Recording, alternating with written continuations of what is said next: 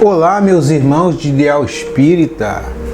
Nós que nos encontramos aqui mais uma vez nessa plataforma, nessa tecnologia que nos liga, né, a grande distância e que nos dá essa oportunidade de divulgar mais uma vez a doutrina espírita, essa maravilhosa doutrina espírita, né?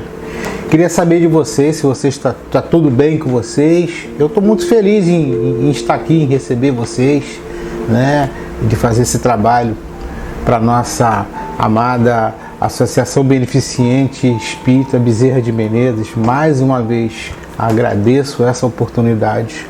Hoje, meus irmãos queridos, nós vamos tratar do assunto ideias inatas, né? Ideias inatas. Vamos conversar sobre essa questão abordada pela doutrina dos Espíritos. Mas como vocês sabem, né, meus irmãos queridos, primeiro a gente tem que dar aquele cumprimento do protocolo, né, da obrigação aqui de ler a página, fazer a prece e depois em si fazermos o trabalho do estudo, né? Conversarmos sobre o estudo. Lembrando a todos os meus irmãos, tudo que for dito aqui, tudo que for falado aqui, principalmente aquilo que tem um impacto moral, vamos dizer assim, comportamental, serve em primeiro lugar para mim. Estou na mesma condição de todos vocês, estudante, trabalhador, tenho os meus defeitos e estamos na nossa árdua luta da nossa ascensão espiritual, né, do nosso bom combate interno contra as nossas más tendências e os nossos defeitos espirituais. Ok, meus irmãos? Então nós vamos aqui ler a página do livro Caminho, Verdade e Vida, pelo nosso Francisco Cândido Xavier, pelo benfeitor Emmanuel, o capítulo 122, chamado Frutos. Portanto, pelos seus frutos conhecereis. Jesus. Está em Mateus, capítulo 7, versículo 20. O mundo atual, em suas elevadas características de inteligência, reclama frutos para examinar as sementes dos princípios. O cristão, em razão disso, necessita aprender com a boa árvore que recebe os elementos da providência divina através da seiva e converte-os em utilidade para as criaturas. Convém o esforço de autoanálise a fim de identificarmos a qualidade das próprias ações. Muitas palavras sonoras proporcionam simplesmente a impressão daquela figueira condenada. É indispensável conhecermos os frutos de nossa vida, de modo a saber se beneficia os nossos irmãos. A vida terrestre representa oportunidade vastíssima, cheia de portas e horizontes para a eterna luz. Em seus círculos pode o homem receber diariamente a seiva do alto, transformando-se em frutos de natureza divina. Indiscutivelmente, a qualidade reclama ensinos edificantes, mas nada compreenderá sem demonstrações práticas. Mesmo porque, desde a antiguidade, considerada a sabedoria que a realização mais difícil do homem na esfera carnal é viver e morrer fiel ao Supremo Bem. Então, meus irmãos, fechemos os nossos olhos, trazemos à nossa tela mental a imagem de Jesus Cristo, como cada um gosta de ter, de cultivar, e dizer assim: querido Mestre Jesus, nós que nos encontramos nesse momento, Senhor, te pedimos que da sua força, do seu coração bondoso, possa iluminar-nos o nosso coração, possa abençoar a nossa vida, possa abençoar a nossa inteligência, possa abençoar a nossa oportunidade, o nosso tempo, possa abençoar as nossas mãos, os nossos afazeres, o nosso propósito no bem-querer, Senhor. Abençoe, Senhor, essa instituição que nos recebe, a todo o seu agrupamento espiritual, a todos os trabalhadores, Abençoe a todas as pessoas que estão assistindo a gente, as suas famílias, as suas conexões do coração, Senhor. E pediria também humildemente, Senhor, que abençoasse o nosso Brasil, que abençoasse o nosso mundo. Vivemos um momento tão turbulento dessa transição, em que essa guerra inoportuna, ela reclama, Senhor, vidas. Ela faz o trabalho de destruição de pessoas, de lares, de sonhos, de corações, que deixa toda a humanidade num ponto hoje de insegurança. Peço a Ti, Senhor, que possa iluminar o coração dos dirigentes que cuidam dessas nações poderosas, Senhor, de todos os seres humanos envolvidos e de todos os seres humanos no planeta, para que a gente possa trazer a Sua paz, a paz que o Senhor sempre nos ofereceu, para que possamos encontrar o caminho do equilíbrio, um caminho da convivência pacífica, da coexistência pacífica, Senhor, e do bem-querer de todos. Que o Senhor esteja presente no nosso estudo, Senhor. Aqui somos um mero portador, um mero mensageiro das belíssimas palavras ditadas pelos Espíritos ao seu comando. Que assim seja, Senhor.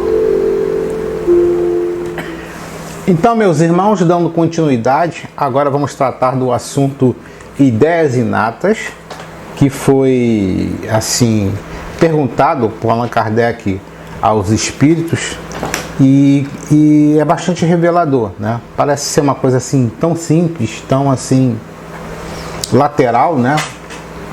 Mas ela comprova, as respostas que os Espíritos vão dar, comprova um monte de coisa, né? Comprova a reencarnação, né? E etc. Então, ideias inatas. Primeiro nós vamos ao dicionário para entender, meus queridos, que é isso? O que é ideias inatas, né? Aí, assim, o que são ideias inatas? Aí no dicionário eu encontrei assim: assim existem as ideias inatas, que são aquelas com as quais nascemos e não o produto da experiência adquirida. O que a formulação do dicionário diz? Que é aquele conhecimento, aquela ideia, aquela informação, né? Que não é fruto de um aprendizado, de uma experiência no momento presente. É um arquivo, vamos dizer assim. É um arquivo que está na pessoa, que de alguma maneira, sobre algum efeito, né? alguma ordem superior, ela aparece, ela eclode, ela se manifesta dentro da gente. E ela vem sobre forma de intuição, ela vem sobre forma de ideias, às vezes bem clara, às vezes mais ou menos clara. Ela vem sobre forma de aptidões, né, de características, de aptidões de cada um, de gosto, etc. Daquela coisa que nós mesmos não sabemos de onde vem. A gente só sabe que temos, que gostamos, que temos determinadas habilidades, etc, etc. Isso que são ideias inatas.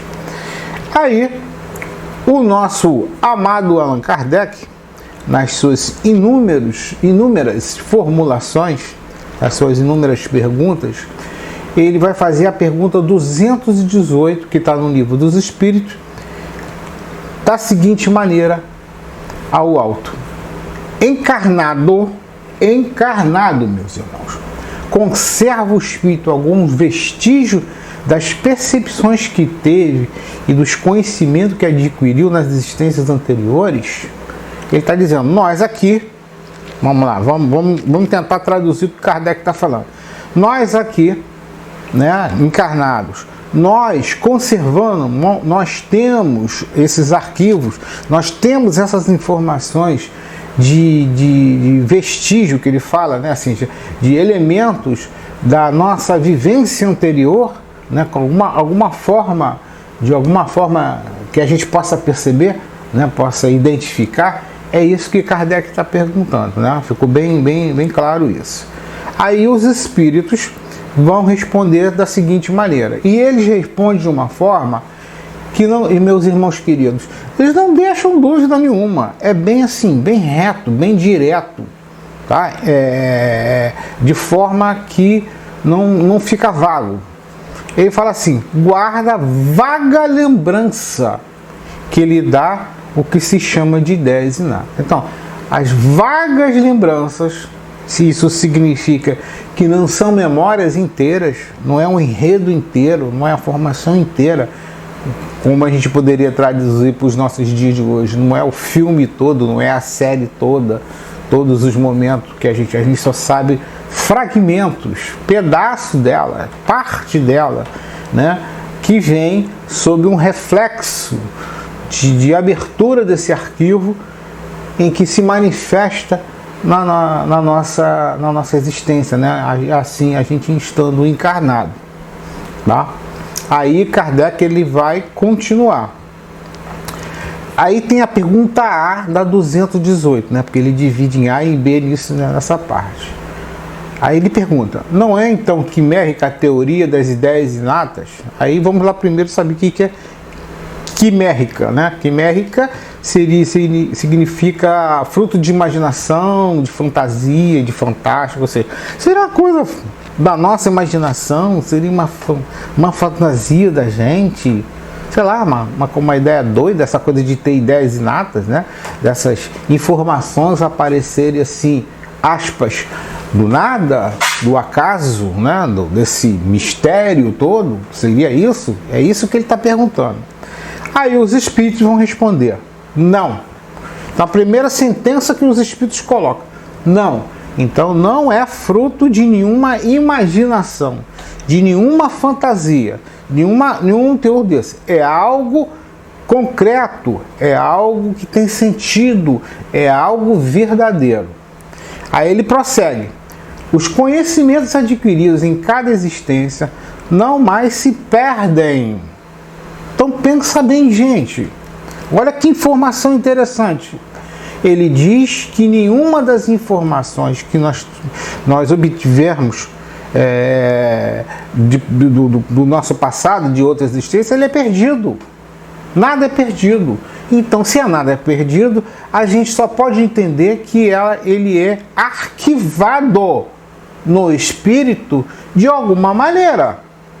Então ele fica lá guardadinho lá para ser utilizado posteriormente. É isso que nos deixa entender. Aí ele continua: liberto da matéria, o espírito sempre os tem presentes.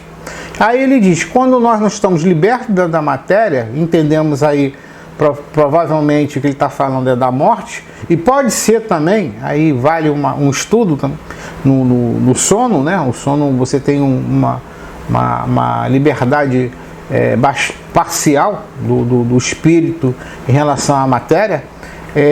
Ele fica assim, de posse de todos esses arquivos, de todas essas séries das suas vidas, da vivência das suas vidas anteriores. É isso que ele está dizendo. Aí ele continua: durante a encarnação, esquece-os em parte, momentaneamente.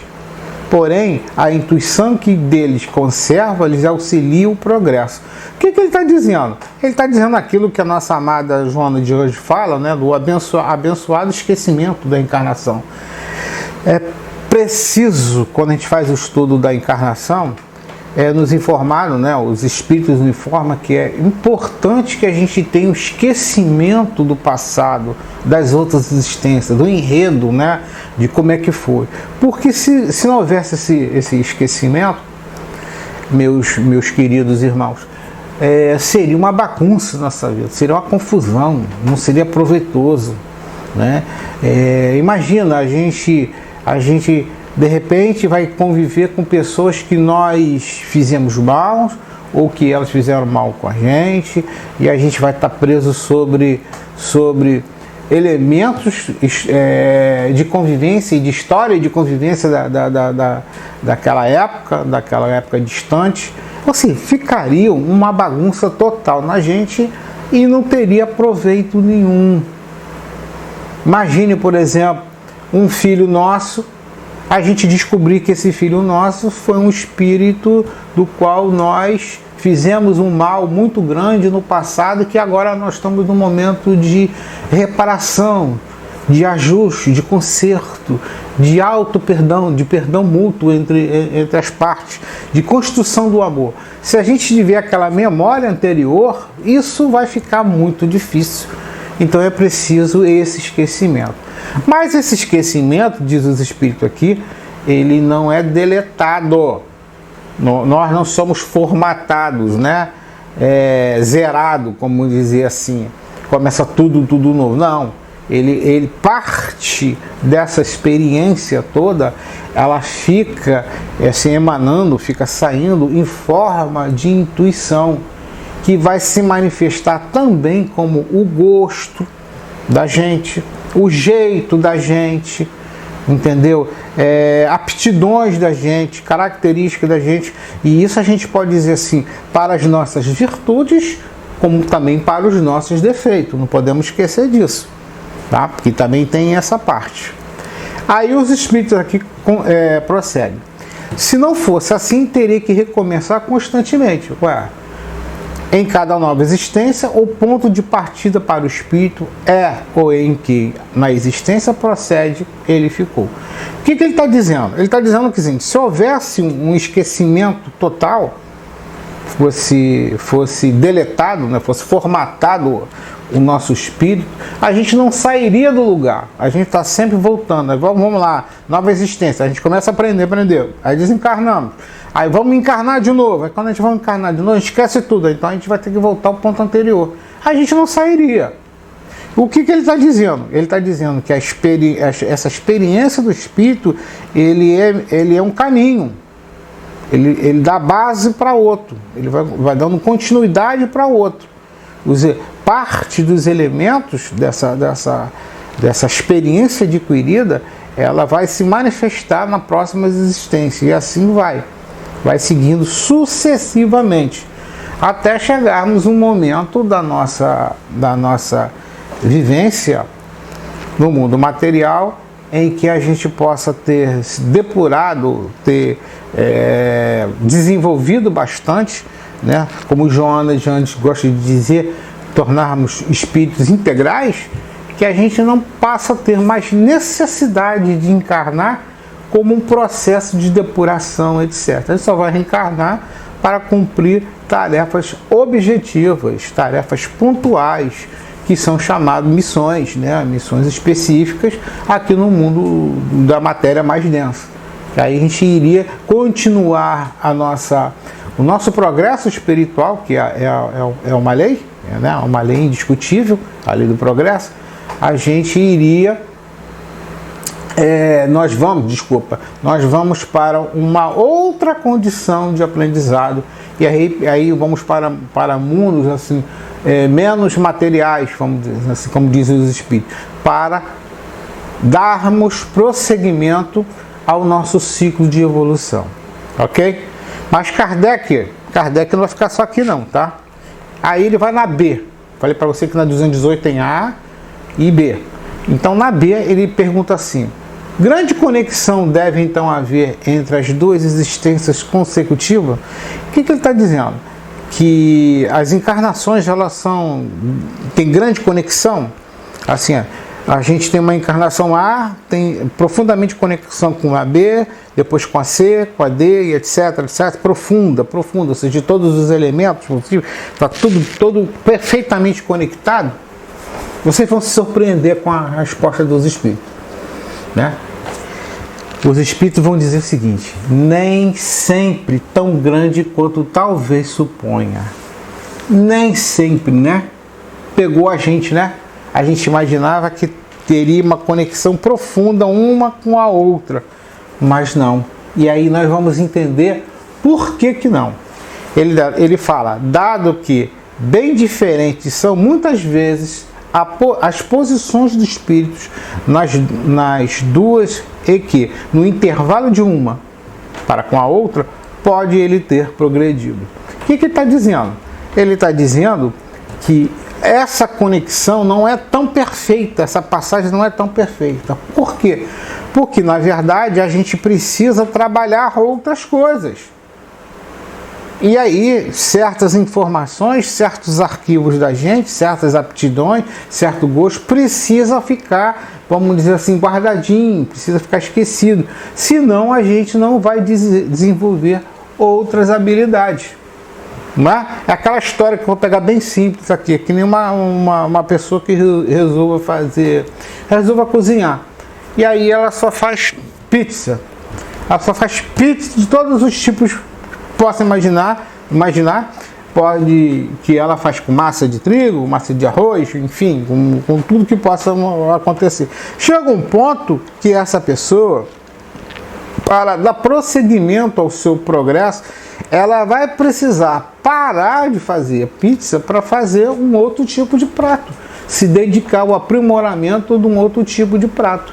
E muitas vezes ela vai passar um período, vamos dizer assim, aspas, de esquecimento, né?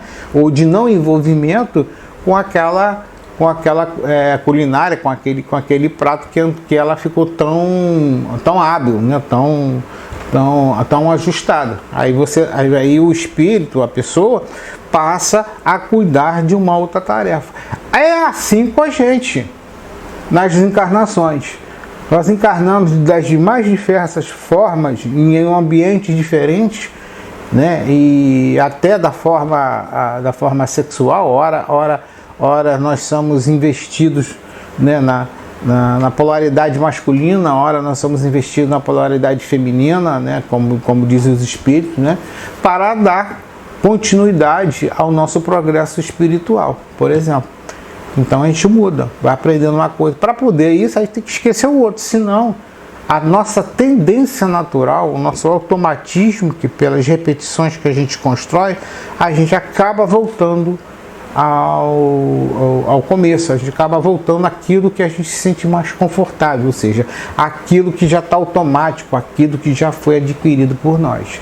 É isso que os espíritos estão dizendo aqui. Ele vai voltar a falar sobre essa questão aqui. Na pergunta 219, ele vai dizer assim: qual a origem das faculdades extraordinárias dos indivíduos que, sem estudo prévio, parecem ter a intuição de certos conhecimentos e das línguas, dos cálculos, etc. É aquele caso clássico que todos nós conhecemos e tenho certeza que vocês conhecem, daqueles seres humanos que, mesmo nas suas condições bastante adversas, traz um dom, assim, traz um dom incrível, traz um dom na arte, traz um dom na matemática, traz um dom de uma habilidade em que é impossível ele ter aprendido pelo meio, pela família, por onde ele está. Aí quando vai olhar a família, por exemplo, não existe ninguém próximo, não existe ninguém com aquela habilidade para dizer que foi uma questão hereditária, né? Que foi passada lá, os genes para ele. Não acontece nenhum. Aí você vê aí, no mundo afora, na história, a história explica isso, né? Essas pessoas extraordinárias que surgem com essas habilidades fantásticas, né? E ela só tem que dar continuidade, né? Ela só tem que desenvolver aquilo. Eu posso dizer para vocês, por exemplo, existe uma fase da história da humanidade que aconteceu na Europa, mas tem uma grande significação para todos nós, que é o Renascimento. Se a gente olha o Renascimento, como é que foi possível aquela explosão de artistas de várias categorias num século, num período, sendo que a humanidade vinha da Idade Média, de um período muito atrasado, de bastante dificuldade e de pouca valorização artística e intelectual, né? Pouca, não estou dizendo que não houve, mas claro que houve, mas pouca. E de repente tem aquela explosão que foi chamada o Renascimento. Renascimento, que a palavra é renascer da cultura clássica, da cultura grega e romana. Ou seja, aqueles homens de repente simples, nascidos do campo, vinham com uma habilidade em fazer escultura, em fazer pintura, em fazer construções e etc. Habilidades em matemática incrível, né, para fazer aquelas obras todas maravilhosas e tudo mais que aconteceu no Renascimento, que está lá, principalmente lá na Itália, né, de hoje, como um exemplo para a gente admirar. Né? Então aí a gente se perguntaria, como é que isso foi possível, gente? Como é que foi possível isso acontecer? Que aparentemente do nada surgiu tantas mãos habilidosas, tantas mentes habilidosas. Essas mentes, essas mãos habilidosas, são exatamente isso que o Kardec está colocando aqui, está perguntando. E aí os espíritos vão responder. Lembrança do passado, do progresso anterior da alma, mas de que ela não tem consciência de onde queres que venham tais conhecimentos. O corpo muda, o espírito, porém, não muda, embora troque de roupagem. Está explicado. Quem era, no caso do exemplo que estou dando do Renascimento? Eram os espíritos, eram os artistas, os artífices, né? Os engenheiros, vamos dizer assim, né? As pessoas que tinham as habilidades lá do mundo antigo, lá da época grega, da época romana, que vieram novamente encarnados naquele período chamado de Renascimento na Europa.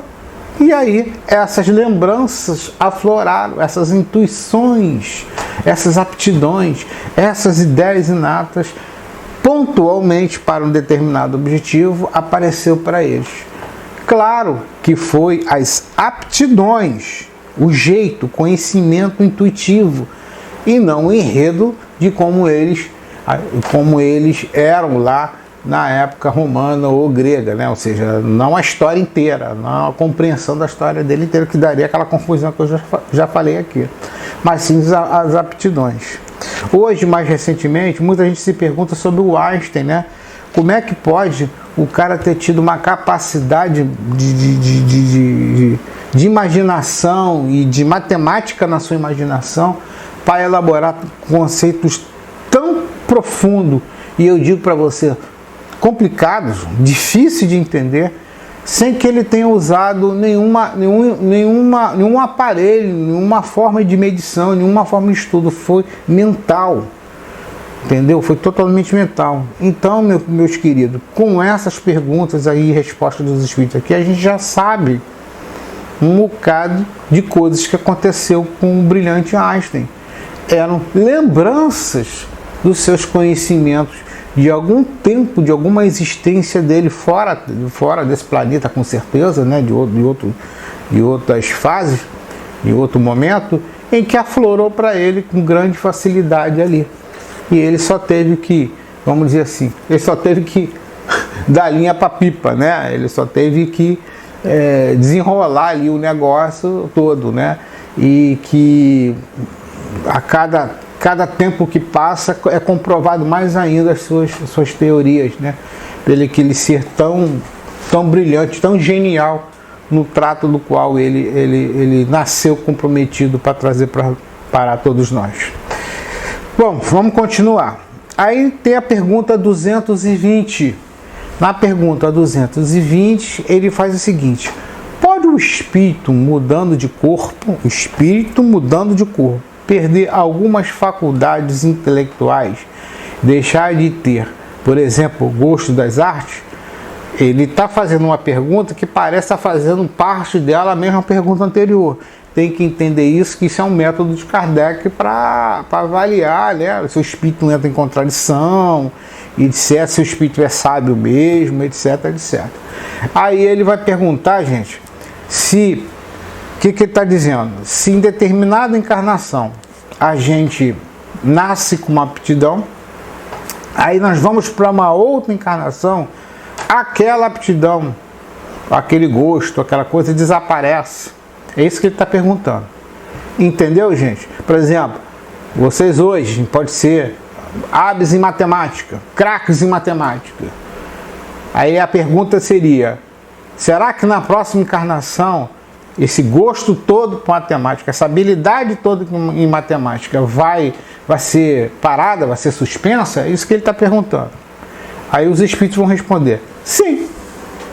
Então acontece, meus irmãos, uma habilidade nossa, um conhecimento nosso pode ser suspenso, mas ele vai ser suspenso para obter um objetivo, um fim, que aí os espíritos vão dizer: desde que conspurcou a sua inteligência ou a utilizou no mal. Depois, uma faculdade qualquer pode permanecer adormecida durante uma existência, por querer o espírito exercitar outra, que nenhuma relação tem com aquela. Esta então fica em estado latente para reaparecer mais tarde. Olha que legal que ele está dizendo. Ele está dizendo que um conhecimento que a gente tenha, ele pode ser suspenso, ele pode ser realmente, vamos dizer assim, ele temporariamente esquecido, travado, fechado ali, porque ele não vai atingir um objetivo melhor para aquele espírito naquela encarnação. Então, seja, como ele fala assim, seja porque ele tenha utilizado uma coisa muito ruim, ou seja porque ele tenha que desenvolver outras habilidades. Vou dar um exemplo: se um camarada é muito bom em química, mas daí ele usou o conhecimento dele em química para fazer bombas, para fazer artefato para terrorismo, para matar as pessoas, para destruir, etc. Aí chega lá no mundo espiritual, depois daquele período difícil que o espírito passa, quando ele tem essas quedas, e aí ele se compromete a uma nova existência. Aí nessa nova existência, esse conhecimento todo que ele tem aí da química, dessas coisas todas, muitas vezes é esquecido, é travado para ele. Para quê? Para que ele não incorra novamente naquele erro ali, ele não continue naquilo ali. Ele vá, com a força das circunstâncias, com a força da vida, né, do novo ambiente que ele esteja, ele vai sendo direcionado para desenvolver outros potenciais. E aqui, a mesma forma, os espíritos falam a respeito que você tenha que exercitar uma outra qualidade. É o caso da pizza que eu estava falando antes, né? Você desenvolveu tanto pizza, mas agora está na hora de você desenvolver lasanhas, por exemplo. Está na hora de desenvolver outras coisas. Então é preciso que, num certo período, a gente esqueça como é que foi feita aquela pizza para começar a desenvolver, fazer a lasanha. Mais próximo da realidade, a gente pode dizer assim: às vezes a gente tem uma grande habilidade na área da música, né? E aí o espírito precisa desenvolver outras habilidades. Aí ele nasce numa determinada existência, e é que aquela existência não está programada, não está destinado a ele novamente desenvolver, aplicar no mundo, por exemplo, da arte musical. E aí a arte musical vai ficar travado para ele, os potenciais dele vão ficar retidos ali, como ele diz, vai permanecer em estado latente, guardadinho, para lá no futuro, né, num outro momento, ser liberado para ele e ele poder utilizar. Por quê? Porque ele precisa cuidar de outras habilidades do espírito. Aí ele vai ter que cuidar de outra parte, né? Fazer uma outra coisa aí. Desenvolver, por exemplo, o lado das exatas, né? O lado de cálculos, matemático, e ele vai aprimorar para aquilo ali. Isso também, gente, no meu entender, sabe, na minha percepção, isso também explica aquelas inúmeras pessoas no mundo, né, e que a gente, na nossa sociedade, a gente conhece, que tem enormes habilidades, assim, enormes aptidões em determinados setores. Por mais que ela tente, por mais que ela se desenvolva, ela aplique, aquilo não acontece na vida dela, né? Ela não tem a chance, vamos dizer assim, a coisa fica travada. A minha percepção está aqui na resposta dos espíritos, é porque não foi para ela desenvolver. Eu tenho um caso pessoal mesmo, né? Eu conheço uma pessoa da minha família que tem uma habilidade musical impressionante. Tentou de várias maneiras entrar no mundo da música, teve banda, teve etc., mas não aconteceu. E ela tem uma habilidade fantástica, uma voz maravilhosa. Eu mesmo, pessoalmente, independente de ser minha prima, eu curto bastante, assim, mostra como canta bem, né? Eu não teria capacidade nem 1% daquilo ali. E, no tanto, ela tentou e não conseguiu.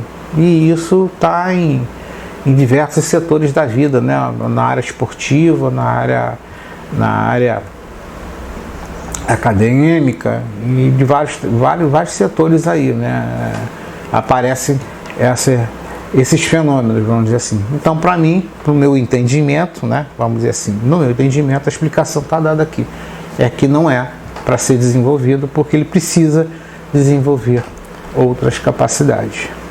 Aí na pergunta 221, o Allan Kardec vai fazer a questão seguinte: dever-se-ão atribuir a uma lembrança retrospectiva o sentimento intuitivo de que o homem, mesmo quando selvagem, possui da existência de Deus e o pressentimento da vida futura? O que ele está dizendo? Aquela perguntinha clássica, né?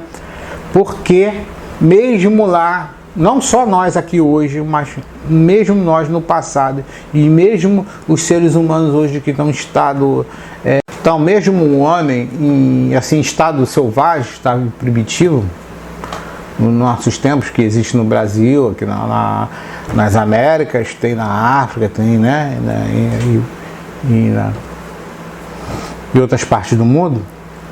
Da onde viria aquele sentimento que todos nós temos da existência dessa força superior que nós chamamos de Deus? Da onde viria esse sentimento, essa crença que nós temos intuitiva, fortíssima, que a vida continua, que dá a base a todas as religiões do mundo em todos os tempos da humanidade, em todos os tempos. Nunca houve um povo ateu, né? Todo mundo de alguma maneira encontrou alguma forma de manifestar a sua religiosidade. É isso que ele está dizendo aqui. Da onde que viria isso? Aí os espíritos vão responder da seguinte maneira: é uma lembrança que ele conserva do que ele sabia como espírito antes de encarnar, mas o orgulho amiudamente abafa esse sentimento. O que ele está dizendo? Nós trazemos essa lembrança do mundo espiritual. Então essa crença da vida espiritual, como está falando aqui, essa intuição que a gente percebe que existe uma força superior, isso vem, que ele está dizendo, do mundo espiritual, da nossa formação do mundo espiritual. É uma lembrança que vai aparecendo. E eu diria, esse departamento nunca é esquecido. Essa característica do espírito nunca é esquecida. Ela sempre está presente. Ah, mas por que existem pessoas que se dizem ateus, que não acreditam, etc, etc, etc. Aí os espíritos aqui já dão a própria resposta.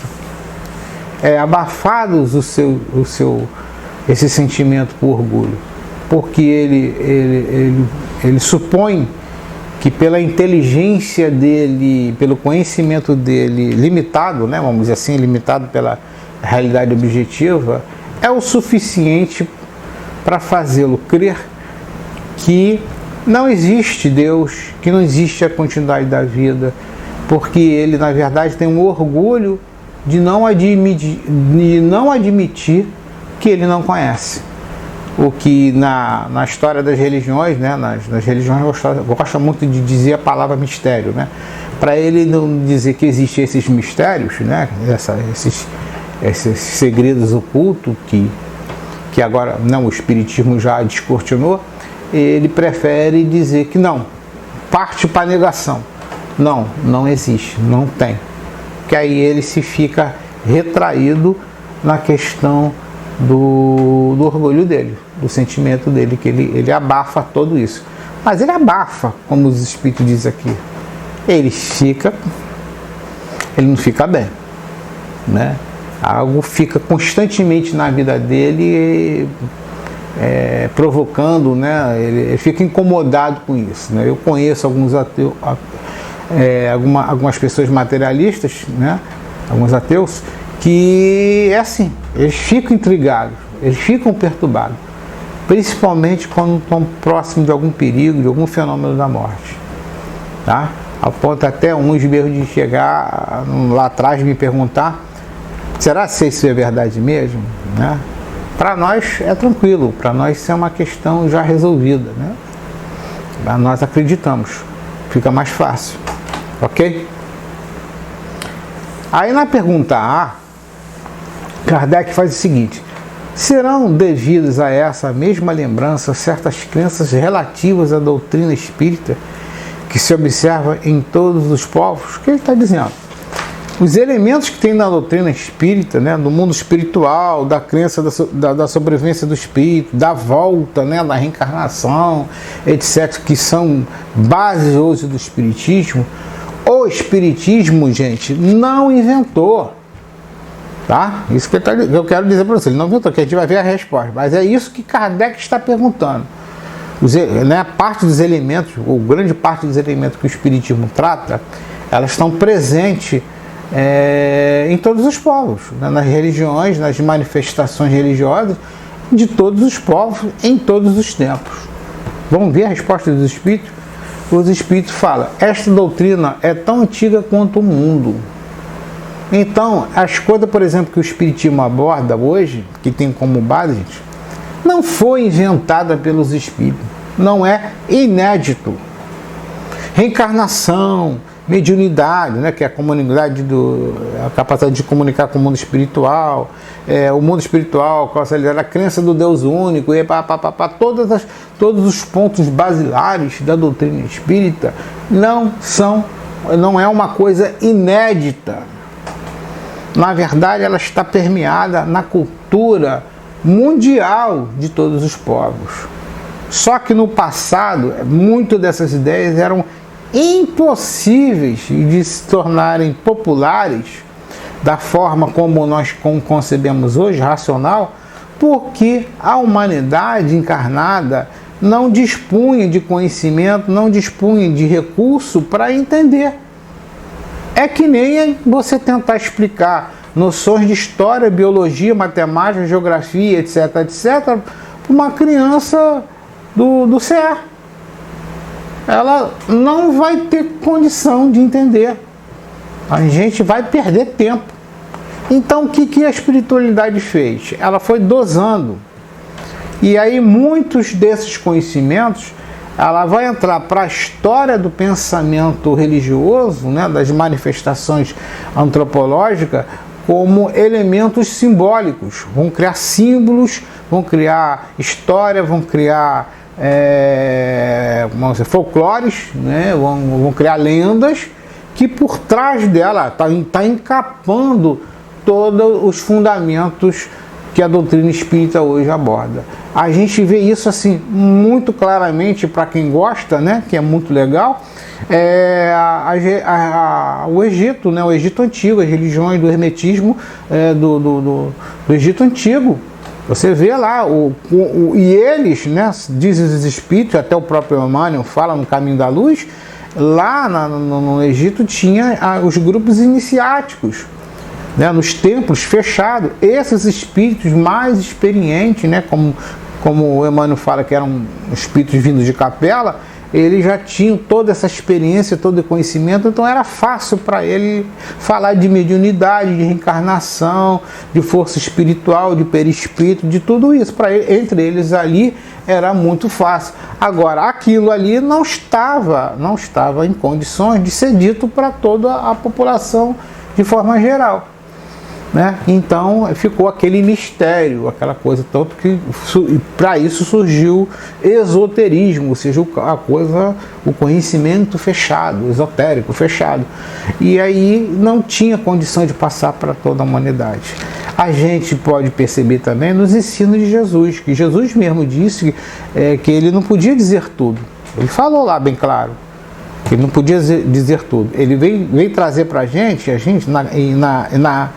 e na comprovação dele, ou seja, no exemplo dele, que foi o método pedagógico mais fantástico, vamos dizer assim, o beabá das leis naturais, o beabá da nossa convivência, as coisas fundamentais para que a gente pudesse dar o grande passo na nossa evolução.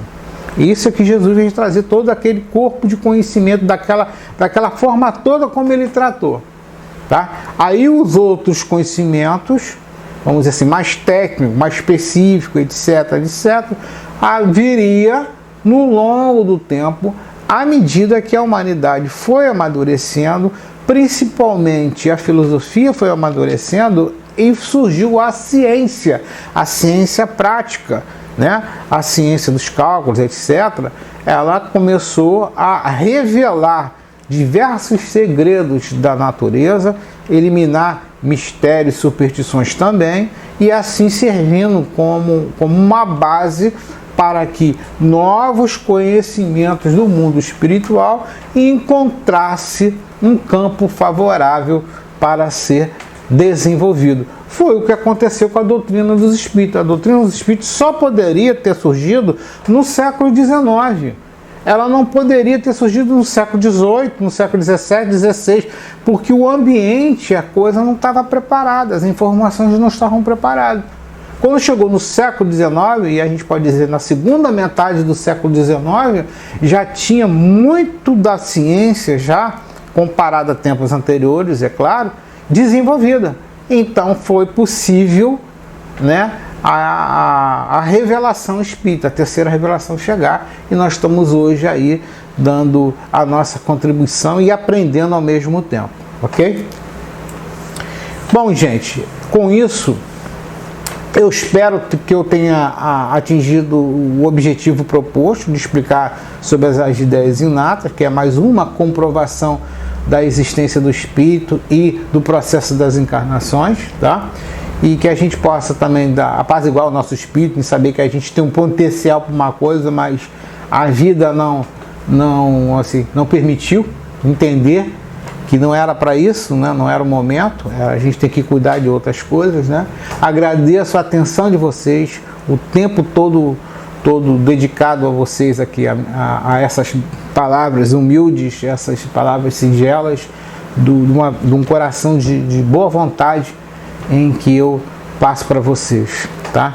Obrigado, mas muito obrigado mesmo por essa oportunidade, e aguardamos novas oportunidades no futuro, se for do interesse aí da casa, de vocês, etc. Eu estou à disposição.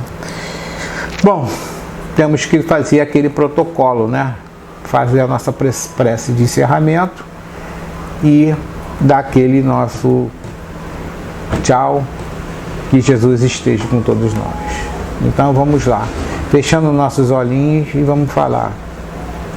Querido Jesus, obrigado, Senhor, pela oportunidade, pela sua presença aqui, pela sua ajuda, em que podemos, Senhor, sentir a presença espiritual nos ajudando a explicar um pouco desse conhecimento das ideias inatas, descortinando um pouco mais aquilo que o Espiritismo trouxe para todos nós. Eu espero, Senhor, que todos possam sair com seus corações reconfortados, Senhor, em entender que somos espíritos, nunca iremos morrer, nunca iremos desaparecer, e que somos espíritos não na primeira encarnação, já viemos de diversas encarnações, já somos experimentados, Senhor, já temos bastantes arquivos dentro de nós, e só te pedimos, Senhor, inspiração para que possamos desenvolver mais o bem que está à nossa disposição, o bem que está dentro de nós, e que possamos assim, Senhor, superar o mal que ainda persiste dentro de nós, nos retardando a nossa marcha sobre a forma principalmente do orgulho e do egoísmo. Que o Senhor nos ajude nessa tarefa, que o Senhor abençoe essa casa de Bezerra de Menezes, que abençoe a toda a direção, a todo agrupamento espiritual, a todos os trabalhadores, a toda a assistência e a todas as casas co-irmãs aqui do 28º seu. Obrigado, Senhor, que assim seja.